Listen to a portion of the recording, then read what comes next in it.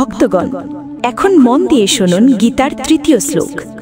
এই সেই মুহূর্ত, যুদ্ধের ময়দানে দুর্যোধন তার গুরু দ্রোণাচার্যের দিকে তাকিয়ে বলেন, পশ্যৈতাম পাণ্ডুপুত্রাণা মাচার্যা মহতীম চ মুম ব্যূঢ়াং দ্রুপদপুত্রেণ তব শিষ্যেণ ধীমতা। তিনি বলেন, আচার্য দেখুন, এই যে পাণ্ডবদের বিশাল সেনা, যাকে আপনারই বুদ্ধিমান শিষ্য দ্রুপদপুত্র ধৃষ্টদ্যুম্ন সুন্দরভাবে যুদ্ধবিন্যাসে সাজিয়েছে। ভক্তগণ, এখানে দুর্যোধন তার গুরু দ্রোণাচার্যকে আচার্য বলে সম্বোধন করেন। এর অর্থ হল, গুরুরাজ, আপনি তো আমাদের সকলের গুরু। কৌরব হোক বা পাণ্ডব, আপনি সবাইকে অস্ত্রবিদ্যা শিখিয়েছেন, তাই আপনার কারো প্রতি পক্ষপাত হওয়া উচিত নয়। কিন্তু দেখুন দুর্যোধনের কথায় কতটা কটাক্ষ লুকিয়ে আছে। তিনি বলেন, গুরুরাজ দেখুন তো, পাণ্ডবরা কাকে তাদের সেনাপতি বানিয়েছে?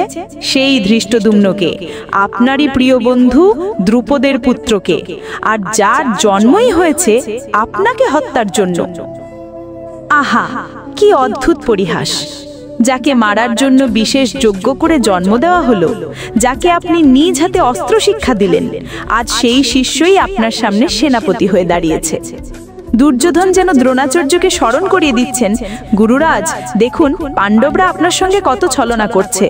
যদি তারা আপনাকে সত্যিই ভালোবাসতো, তবে কি আপনার শত্রুর পুত্রকে তাদের সেনাপতি বানাতো?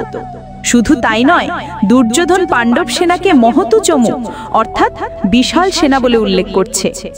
বাস্তবে কৌরবদের সেনা 11 অক্ষৌহিনী, আর পাণ্ডবদের সেনা মাত্র 7 অক্ষৌহিনী। তাহলে কেন তিনি পাণ্ডব সেনাকে বড় বলছেন? কারণ সেখানে ঐক্য আছে, ভ্রাতৃত্ব আছে। প্রত্যেক যোদ্ধা নিজের ধর্ম ও লক্ষ্যে স্থির। এই কারণেই তাদের ছোট সেনাও দুর্যোধনের কাছে বিশাল মনে হচ্ছে। ভক্তগণ, এখানে আমাদের জন্য গভীর শিক্ষা। সংখ্যা নয়, ঐক্য এবং ধর্মনিষ্ঠাই সবচেয়ে বড় শক্তি। আর মনে রাখবেন, যখন কেউ কেবল স্বার্থ আর ভয় নিয়ে কথা বলে, তখন তার কথায় সন্দেহ, ভীতি, অনিরাপত্তাই প্রকাশ পায়, যেমনটা দুর্যোধনের কথায় স্পষ্ট দেখা যাচ্ছে। এই ভিডিও যদি আপনাদের ভালো লেগে থাকে, তবে চ্যানেলটি সাবস্ক্রাইব করুন, লাইক করুন, বন্ধুদের সঙ্গে শেয়ার করুন, আর কমেন্টে একবার অবশ্যই লিখুন, জয় শ্রীকৃষ্ণ।